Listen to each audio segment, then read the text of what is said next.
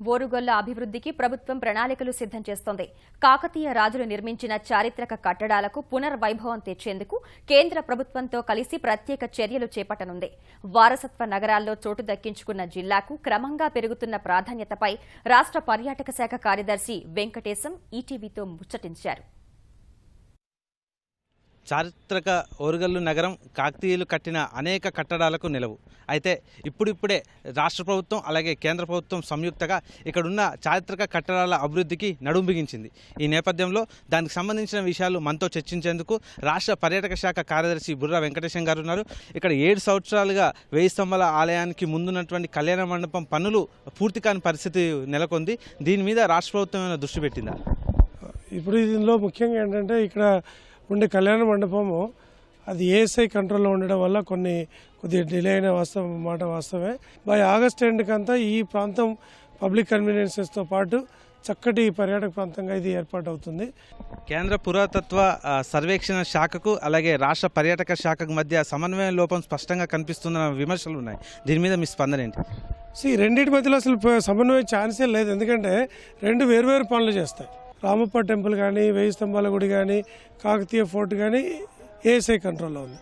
మిగతా అన్నీ మన కంట్రోల్లో ఉన్నాయి. సో వాళ్ళు పనిచేస్తారు, మనం పనిచేసాం, మనం పనిచేస్తారు, వాళ్ళు పనిచేయరు. కాకపోతే వాళ్ళకి నిధుల కొరత వచ్చినప్పుడు కానీ, ఏదైనా డిస్ట్రిక్ట్ అడ్మినిస్ట్రేషన్తో కోఆర్డినేషన్ కానీ ఏదైనా ఉంటే వాళ్ళు మన డిస్ట్రిక్ట్ అడ్మినిస్ట్రేషన్ కానీ డైరెక్ట్గా స్టేట్ గవర్నమెంట్ కానీ కలుస్తారు. వాళ్ళు కలవగానే వారికి కావాల్సిన అందుబాటులో అన్ని విధాలు మనం చేస్తున్నాం. ఇక్కడ నుండి ఆ ఇబ్బంది రాకుండా చూసుకునే బాధ్యత మనది. దేశంలో వారసత్వ సంపదను వెలికి తీసేందుకు ప్రజల ముంగిట తీసుకొచ్చేందుకు కేంద్ర ప్రభుత్వం హృదయ పథకాన్ని తీసుకువచ్చింది. హృదయ పథకంలో వరంగల్ జిల్లా కూడా చోటు దక్కింది.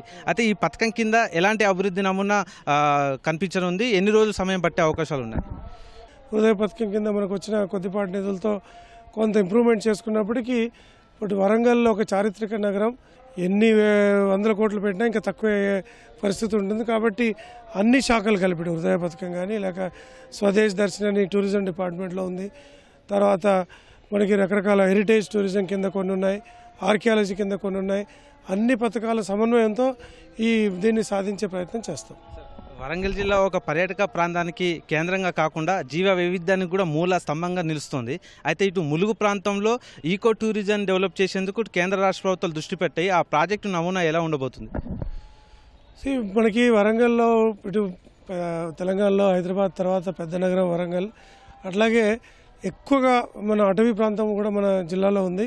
ఒక ఎకో టూరిజం ట్రైబల్ టూరిజం కింద కేంద్ర ప్రభుత్వం 92 కోట్ల నిధులు శాంక్షన్ చేసింది. ఇటు త్వరలోనే వాటిని కంప్లీట్ చేసే ప్రయత్నం మొదలుపెట్టాం. సో ఇప్పుడు నిధుల విడుదల మొదలవుతుంది. 2-3 ఇయర్స్లో అది కంప్లీట్ అయిపోతుంది. Warangal is the most visited place in Telangana apart from Hyderabad. ఆ పరిస్థితికి తప్పనిసరిగా తీసుకొస్తాం. ఒక్క సంవత్సరంలోనే మన కేంద్ర ప్రభుత్వం నుండి 180 కోట్ల నిధులు సాధించుకోగలిగాం. అంటే మొత్తం భారతదేశంలో అత్యధికంగా కేంద్ర ప్రాంత నిధులు తెచ్చుకుంది మనమే. ఈవెన్ కేరళతో సమానంగా అంతకంటే ఎక్కువ కూడా తెచ్చుకోగలిగాం. పూర్తి స్థాయిలో నిమగ్నమైన ఆలోచనతో దీనిలో వెళ్తున్నాం. కాబట్టి మీరు ఒక్క 2-3 సంవత్సరాల్లోనే తేడా మీరు గమనిస్తారు. Thank you. ఇది మొత్తంగా రాష్ట్ర పర్యాటక శాఖ కార్యదర్శి బుర్రా వెంకటేశం గారు చెప్తున్న విశేషాలు. వరంగల్ ప్రాంతాన్ని ఇటు పర్యాటక జీవ వైవిధ్య కేంద్రంగా తీర్చిదిద్దుతున్నట్టుగా ఆయన చెప్తున్నారు. కెమెరామెన్ వెంకటేష్తో రమేష్, ఈటీవీ న్యూస్, వరంగల్.